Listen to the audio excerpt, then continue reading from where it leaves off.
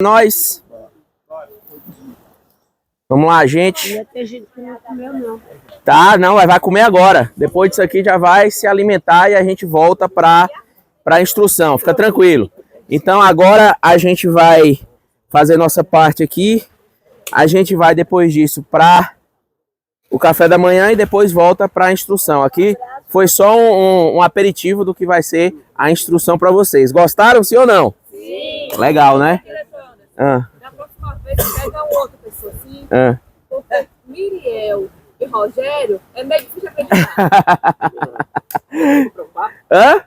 É lógico. Eu acreditei, sabe por quê? Porque eles dois saíram para poder fazer um negócio lá do Rio, lá na frente da cidade.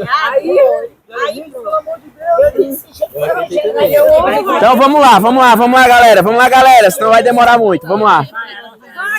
Bora, gente! Bora, tia Rita!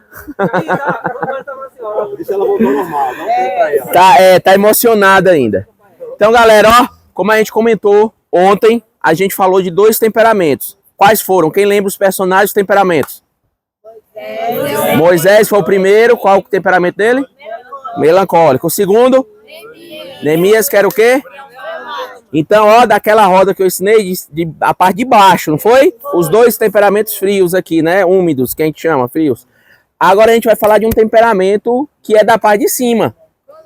Agora a dúvida é, eu vi que vocês ficaram aqui já, ninguém falou nem fleumático nem melancólico. Quer dizer, alguém falou aqui fleumático. Mas Davi, ele era do temperamento quente. Ele era uma pessoa que tinha iniciativa, era uma pessoa proativa, era uma pessoa que se prontificava. Estava ali, chamava, ele estava ali. Mas tem algumas características de Davi que nos levam a refletir. Agora, a gente identificou, vocês estão certos, quem falou aqui que é colérico ou sanguíneo. Tá lá para cima ele. Ele é uma pessoa de temperamento quente, que a gente chama. Aquela pessoa que é proativa, aquela pessoa que tem iniciativa, aquela pessoa que não fica parada esperando. Ela vai atrás, vai querer resolver. Muitas vezes, essas pessoas têm uma vantagem da proatividade, mas também é muito mais fácil errar do que os outros, que são mais analíticos. O temperamento quente, o sanguíneo colérico, eles tendem à proatividade, a ir resolver, a pegar aquela situação que foi dada a ele e resolver. Agora, ele não tem a análise, o senso crítico dos outros temperamentos. Agora, a situação que identifica Davi. Quais são os principais pontos da vida de Davi que vocês conhecem? Vamos lá? Desde sua infância. Foi dito aqui, né? Bora, não precisa ter vergonha não, pode falar. Ele cuidava ovelha, porque era o mais novo, era o caçula, era obrigado a ir cuidar. Quem mais? Corajoso, né? Davi era corajoso. Quando a gente fala de Davi, vocês pensam de quê? Davi era o temperamento quente. Não vou dizer agora não. Vamos às características, porque vocês já aprenderam bastante coisa. Lembrem de uma coisa. A gente falou dos temperamentos de cima e de baixo. Só que a gente vai pegar essa roda agora, que a gente fez, esse círculo que a gente fez, a gente dividiu ele no meio, né? Parte de cima, parte de baixo. Então, para cá estão os quentes, para cá estão os frios, os temperamentos frios que a gente chama, né? Então, quentes e frios. Aí agora você vai dividir esse círculo no meio. De um lado para o outro, né? Na vertical, pronto. Você tem dividido ele na horizontal, parte superior e inferior. Você já sabe que superior é quente, inferior é os frios. Aí agora a gente vai dividir no vertical, como fosse formato de pizza, né? Então vai dar um quadrante pra gente, não é isso? Se eu divido no meio aqui agora, eu vou tirar 2 para cá e 2 para cá. Exatamente. Quando eu tiro 2 para cá, eu vou ter aqui em cima é um quente e aqui em cima outro quente, né? Aqui é um frio e outro frio. Do lado de cá, eles têm uma coisa em comum. E do lado de cá, eles têm outra coisa em comum. Do lado de cá, eles têm uma percepção mais aprofundada das coisas que acontecem no mundo. Eles têm uma sensibilidade maior às coisas que acontecem no mundo. As coisas que acontecem ao seu redor, na sua vida, no mundo, elas têm uma atuação maior na sua vida. Eles têm uma capacidade de se identificar mais, de se afetar mais pelas coisas que acontecem no mundo. O lado de cá é mais superficial, ele não se afeta tanto com as coisas que acontecem no mundo. As coisas que acontecem ao seu redor, ele consegue, por vezes, ignorá-las ou não faz tanto efeito na sua vida. De um lado, a gente tem lá em cima o colérico, que as coisas afetam ele, as coisas do mundo, e o melancólico. Esses dois temperamentos são afetados pelas coisas que acontecem ao seu redor, de uma maneira mais profunda. Ou seja, a gente estava até comentando ontem a gente comentou com alguns ontem, até pontos diferentes, né? Foi à medida que foi fazendo a prova, uns, outros ficando, a gente foi conversando, né? Foi a sessão ontem. Aí o que acontece? Na parte superior do colérico, ele o melancólico, essa questão de levar para a vida. Ou seja, se você faz uma coisa, vamos dizer assim, ruim para o colérico ou para o melancólico, ele guarda aquilo com uma... Não é que ele tem o que ele guarda rancor, mas a sua memória a respeito daquilo que aconteceu na sua vida é mais profunda, é mais duradoura.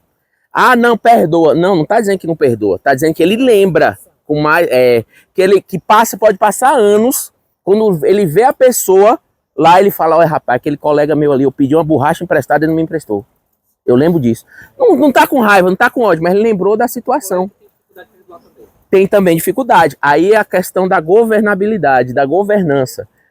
Sobre o que a gente está falando aqui. Então a gente tem os pontos positivos e negativos, como o Rogério citou, e aí a gente precisa entender para se autogovernar, entender o nosso temperamento. Então, esse lado de cá tem essa tendência mais profunda. Ela é assim, o perfil do temperamento é esse, de levar mais profundamente, e isso leva à dificuldade até de perdoar, quando ele não consegue governar o seu temperamento. Já do lado de cá é mais superficial. Por isso que o sanguíneo, por exemplo, e o fleumático, eles não levam tanto assim, eles esquecem fácil. O sanguíneo, ele vai para a cozinha beber água e ele volta com sede. Ele vai lá porque ele faz outra coisa e esquece que ele foi beber água. Então, assim, é perfil dos temperamentos que não guarda muita memória, é mais avoado. Qualquer coisa pode tirar o foco, pode distrair a pessoa. Então, aí você tem o sanguíneo e o fleumático. Ele não guarda aquilo com rancor. A pessoa brigou com ele, tá lá fala com ele, briga com ele. Aconteceu num dia um fuxico com uma coisa, beleza. Quando é no outro dia, no outro final de semana, tá lá já brincando, abraçado. Vem alguém, amiga, você não viu? Aquela menina foi a que falou de você. E né, amiga? Não vou nem mais falar com ela. Depois tá falando de novo. É assim, não consegue, entendeu? Diferente do colérico e do melancólico. E o problema desses temperamentos, desses perfis, é justamente quando você não consegue governar o seu temperamento. Por quê? Porque aí você vai se tornar, se você é do lado de cá, que não guarda muito, que não leva muito, você pode se tornar uma pessoa prolixa, uma pessoa aleatória, uma pessoa de fato, agora eu vou trazendo o termo pejorativo, superficial na vida, que quer prazeres momentâneos. Por isso que muitas vezes é mais fácil até, não estou dizendo que os outros temperamentos não façam, entendam, porque como eu expliquei ontem, né, Thales, a gente não é só temperamento, a gente é temperamento, personalidade e caráter. Então não significa, eu vou dizer agora, não significa que seja só do sanguíneo, mas ele tem uma tendência maior por conta do seu temperamento. Por exemplo, ao adultério. E eu falo isso da questão não só o adultério, mas promiscuidade, esse tipo de coisa, por quê? Porque são sensações e prazeres superficiais. De ir para uma festa, de beber, de estar ali, estar aqui, que querer sempre algo novo, sempre algum prazer, sempre alguma coisa. No nosso contexto da igreja, é aquela pessoa que só vai para a igreja se tiver um evento especial. É a pessoa que precisa de eventos para estar na igreja, que precisa de uma social, que precisa de uma reunião, que precisa de eventos que tragam a ele estímulo. São pessoas que precisam de estímulo o tempo todo. São os sanguíneos e os fleumáticos. O fleumático, como é frio, ele é na dele, parado. Se não tiver alguém para levantar ele e levar, muitas vezes ele não vai. Já o sanguíneo não. O sanguíneo você fala, tá acontecendo isso, ele, opa, é agora. E ele é superficial, ele é movido muito por sentimentos, o sanguíneo. Vamos pegando as dicas. Já o colérico e o melancólico, que são mais internos, o colérico é mais estrategista. Aí qual a principal diferença? Quando a gente vem para a parte de cima, né? Que eu falei que Davi é da parte de cima. Qual a principal diferença do colérico para o sanguíneo? O sanguíneo, ele é mais movido ao sentimento, ao que ele vê, às emoções passageiras. Já o colérico, ele é mais profundo, ele é mais estratégico. Ele vai fazer uma coisa, ele analisa também. Ele age de forma rápida, mas ele é estrategista. A maioria das vezes o que ele faz com um propósito. Não é só por fazer como o sanguíneo. Ok? Então vamos lá. Quem que vocês acham que Davi era? Colérico ou sanguíneo? Eu acho que é sanguíneo. Ele tinha 60% de um e 40% de Não tem como. E eu vou dizer por quê. Como eu falei aqui ontem, o colérico e o sanguíneo, a gente não tem como dizer que eles são parecidos, mas não tem como dizer que é a mesma coisa. Por quê? Porque eu vou dizer já. Porque o sanguíneo, o que acontece com o sanguíneo? O sanguíneo, você brinca com ele, você zoa com ele tá rindo com você. Você faz uma brincadeira com ele, tá rindo com você. Fala, moço, mas você é à toa, né? Você é voador, né? Eu sou mesmo, amiga, assim mesmo. E tá rindo. O colérico, você vai zoar com a cara dele. No olhar, você fecha a cara. No olhar dele, você fecha a cara. Se Davi fosse colérico, ele já tinha assumido o posto de rei dele no lugar. Com certeza, aí, ó, a gente vai chegar nesse ponto. Então, o que acontece? Davi, ele era sanguíneo. Por que Davi era sanguíneo? Uma característica boa dele, ele era músico. Ah, todo sanguíneo é músico? Não. Mas ele era músico, ele tinha essa veia mais musical, que a veia artística é muito mais melancólica. Mas ele tinha essa questão musical, que ele era uma pessoa animada, uma pessoa divertida, e era uma pessoa muito espontânea.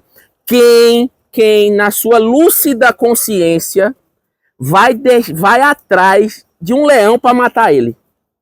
Quem vai atrás de um urso para matar ele? Vai atrás não, né? O urso tá vindo, você vai fazer o quê? Meu irmão, perna para quem te quero, me picar dali, eu vou ficar ali fazendo o quê? E o cara não, o cara enfrenta, o cara vai para cima, o cara assume o risco, sem pensar na consequência. A única coisa que ele pensou na hora ali, não, tá minhas ovelhas aqui, tá o lobo ali, ou tá o urso ali, eu vou matar o lobo, vou matar o urso, vou matar o leão. Outra coisa que nos mostra a característica de Davi, como sanguíneo. Betseba. O que mostra antes de Betseba? O Golias. O Davi não foi matar o Golias. Davi foi fazer o que lá na guerra? Foi levar comida pro irmão. Chegou lá e tomou. Não. Ele deu. Entendam, peraí, entendam uma coisa. Não foi lutar, gente. Ele não foi lutar. Então, entenda uma coisa. Davi, ele foi levar... O trabalho dele era de... Como é que vai dizer? De entregador. Delivery. Davi era o delivery ali. Ele foi entregar comida para os irmãos que estavam lutando. Aí ele chega lá, ele vê aquele cenário, todo mundo com medo, vê o gigante lá, não sei o quê, e daqui a pouco o gigante ofendendo a Deus. Ó como ele é sentimental. Ele levou para ele, se sentiu ofendido. Não foi com ele, foi com Deus. E outra coisa, Deus chamou Davi para matar o gigante ou para ser rei? Deus chamou para ser rei, não foi para matar gigante. Ele não precisava matar gigante para ser rei. Davi não precisava. Ele chamou, ele ia ser rei do mesmo jeito. Aí ele chega lá, vê o gigante, vai matar o gigante.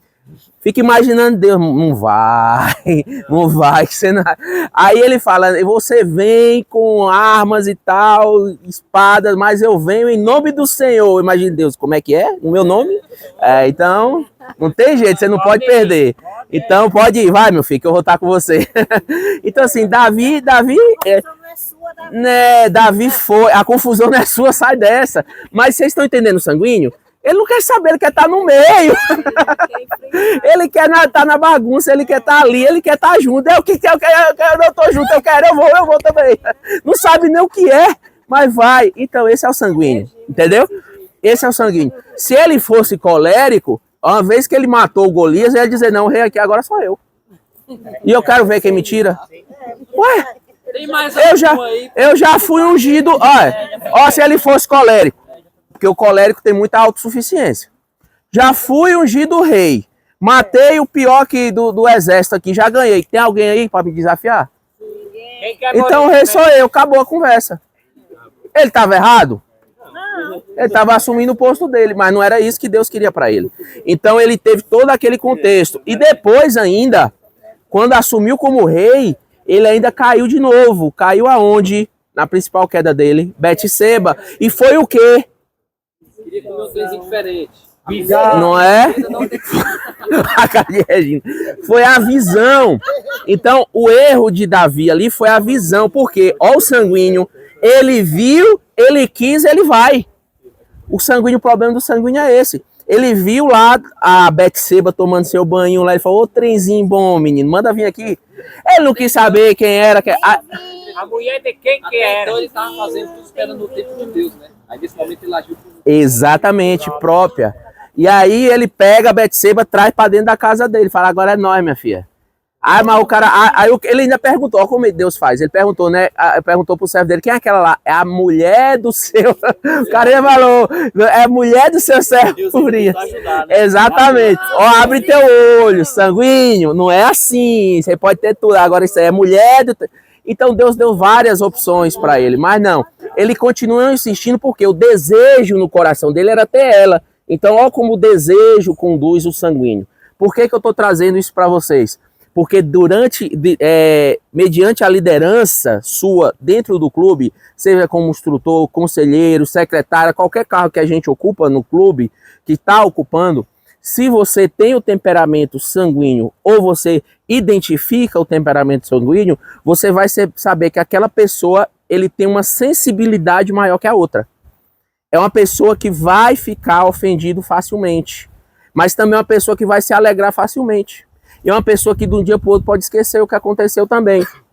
Não vai levar aquilo para o coração profundo. Vai ficar chateado com uma pessoa num dia, mas no outro já releva. A gente conhece pessoas assim no clube, não conhece? A gente conhece.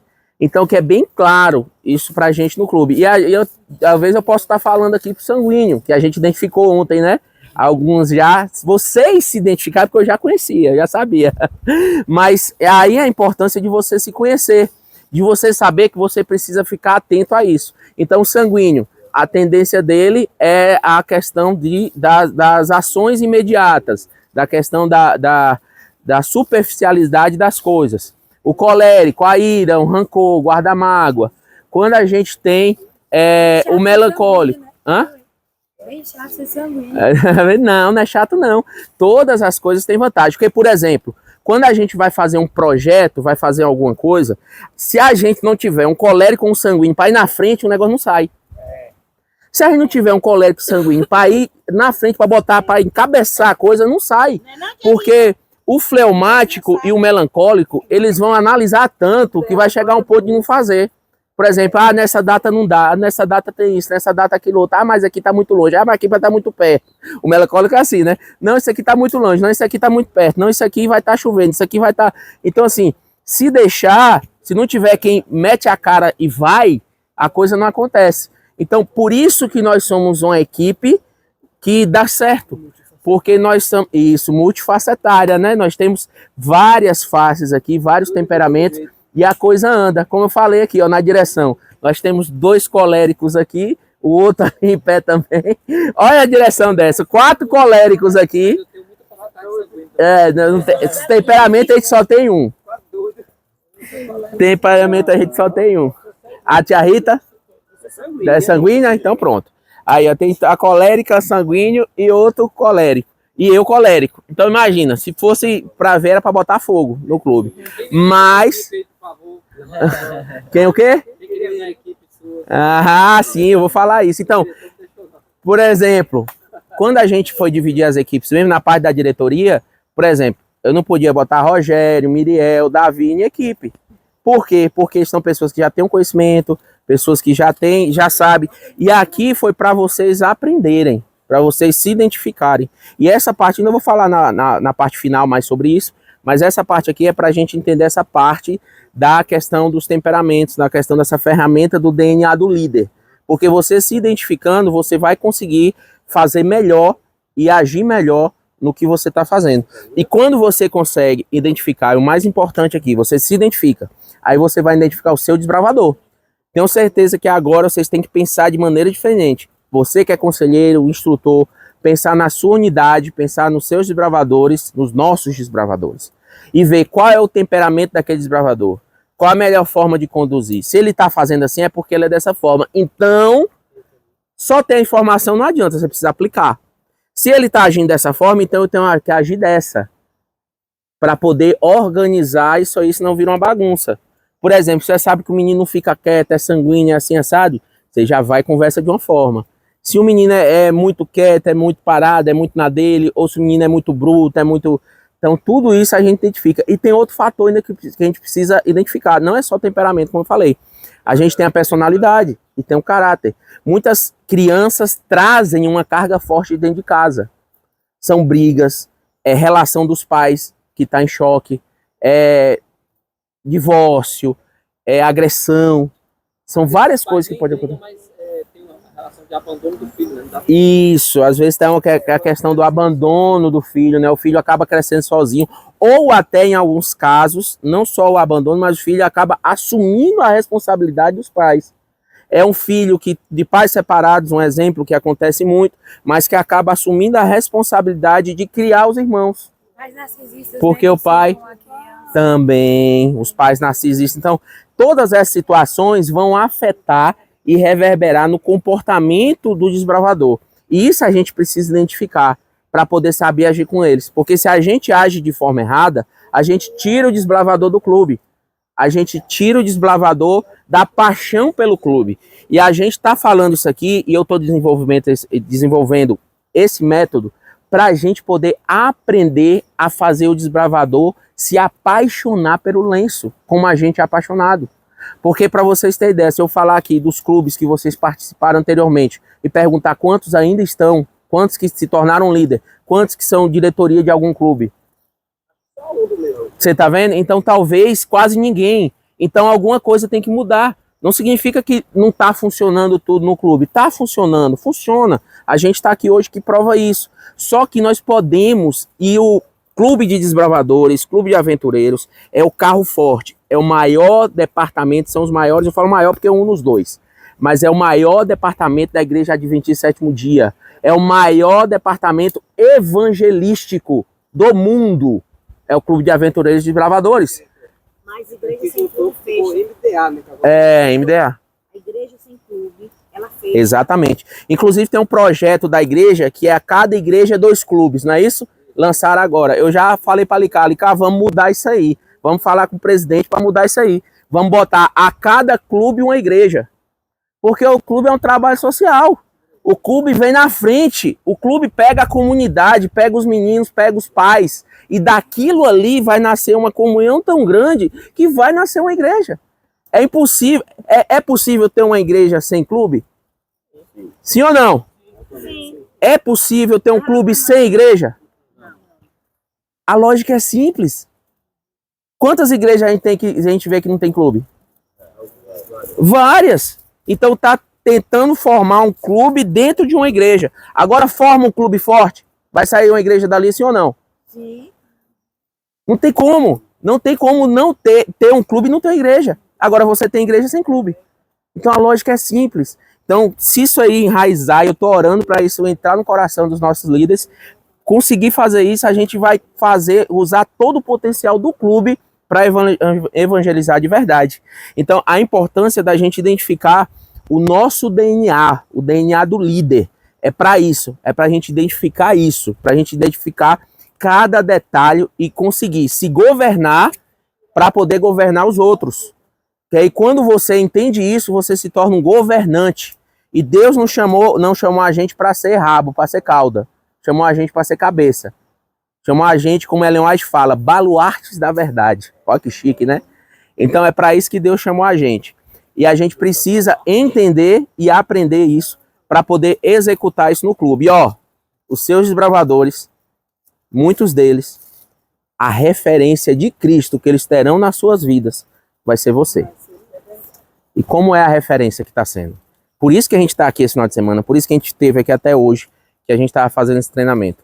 Não é só para você vir fazer um nó e você amarrar um trem, cobrir uma lona, botar uma rede. Não foi para isso que vocês vieram. Todos que te enxergam Entendeu? Vocês vieram para se capacitar, para se tornarem líderes, para estar inteirados uns com os outros, fazer as atividades em conjunto. Ah, mas eu não fiz certo, eu não fiz tudo, eu não terminei. Não importa. A gente está aqui para aprender e para errar. Porque a hora de errar é essa. Quando vocês estiverem com os meninos, não pode errar. A gente tem que acertar. Quando estiver no Campuri, tem que acertar. Então a hora de errar é essa. Você já viu aquele ditado que não se briga na frente dos filhos? Pai e mãe? Então a gente não pode discutir, a gente não pode brigar, a gente não pode mostrar o erro que a gente, por incompetência nossa ou falta de interesse nosso, a gente não aprendeu. Porque quando a gente quer, a gente aprende, independente do seu temperamento.